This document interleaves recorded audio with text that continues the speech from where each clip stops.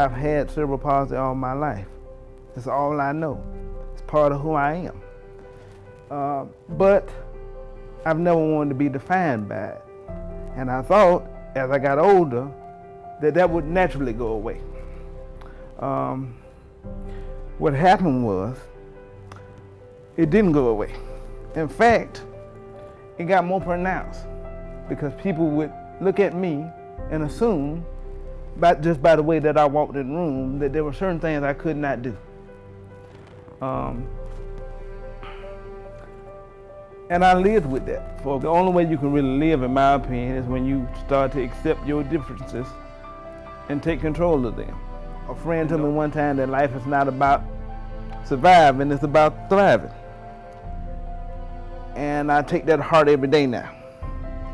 So the best message I could give anyone is to believe in yourself, receive the gifts that the Lord has given you, and strive to achieve the best version of yourself.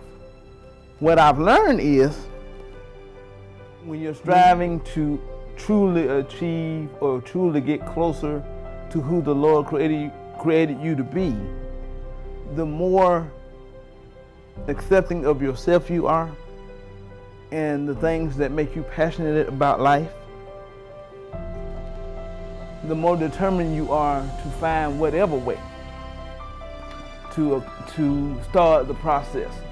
And so for me, victory is being able to get on a plane and fly on my own, which, even though it was a big deal for a lot of people, including myself, I've been on my third plane, or at least in my third airport on this trip.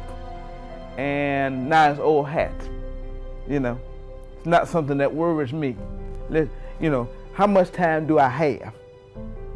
Can I get there as fast as possible? And I feel like the driving will be the same way, because the more you practice, the easier it becomes. And so the key for me right now is to stay active, to not slow down, to find out what my next goal is, where my next trip is going, what my next project will be, and just start.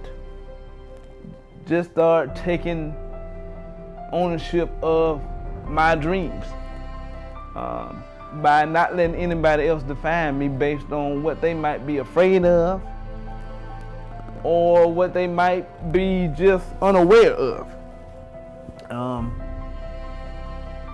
I used to tell my friends all the time that I'm already nervous enough. I don't need you to be nervous for me. In fact, I need all the hype man I can get. But sometimes you have to be your own hype man. My interaction with other people, but I realized I was only maintaining, kind of living life in slow motion. Didn't want to upset the apple cart, so to speak. But that wasn't really living. The only way you can really live, in my opinion, is when you start to accept your differences and take control of them. And don't let anybody else use your differences as a way to define you, a way to confine you in what you can do and how you think about yourself, the possibilities that are and opportunities that are in front of you. It took me 40 years to figure this out, but I just started living.